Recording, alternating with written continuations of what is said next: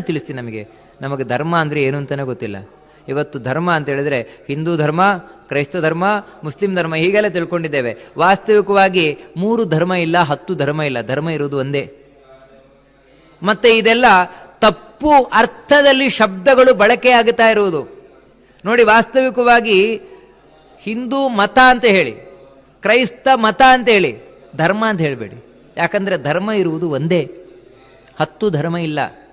ಏನು ಮತ ಅಂದರೆ, ಏನು ಧರ್ಮ ಅಂದರೆ? ಮತ ಅಂದರೆ ಅಭಿಪ್ರಾಯಗಳು ಬೇರೆ ಬೇರೆ ಇರ್ಬೋದು.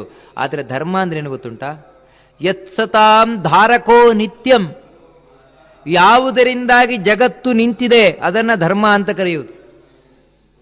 ನಾಳೆ ಪ್ರಳಯ ಆಗ್ಬಿಡ್ತದೆ, ನಾಡಿದ್ದು ಪ್ರಳಯ ಆಗ್ಬಿಡ್ತದೆ.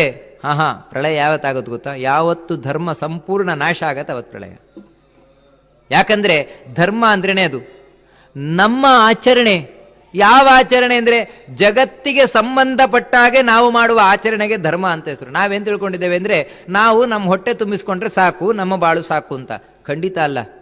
ಮತ್ತೆ ನಾವು ಮಾಡುವಂತಹ ಒಂದೊಂದು ಚಟುವಟಿಕೆಗಳು ಜಗತ್ತಿಗೆ ಸಂಬಂಧಪಟ್ಟಿದೆ. ಯಾಕಂದ್ರೆ ನಾವು ಜಗತ್ತಿಗೆ ಸಂಬಂಧಪಟ್ಟವರು ತಾನೆ. ಜಗತ್ತಿನಿಂದ ನಾವು ಉಪಯೋಗ ಪಡಿತಾ ಇಲ್ವಾ? ಏನು ಉಪಯೋಗ ಪಡಿತಾ ಇದ್ದೇವೆ? ನೀರು, ಮಣ್ಣು, ಬೆಂಕಿ, ಗಾಳಿ, ಆಕಾಶ ಎಲ್ಲಿದು? ಜಗತ್ತಿನದ್ದು ತಾನೆ. ಹಾಗಿದ್ರೆ ಅಂತಹ ಜಗತ್ತಿನಲ್ಲಿ ಇಷ್ಟೆಲ್ಲ ಉಪಯೋಗ ಪಡಿತಾ ಇರುವ ನಮಗೆ ಜಗತ್ತಿಗೆ ಏನು ಕೊಡಬೇಕಾದದಿಲ್ವೇನು? ಟ್ಯಾಕ್ಸ್. ಅದನ್ನೇ ಧರ್ಮ ಅಂತ ಕರೆಯುವುದು.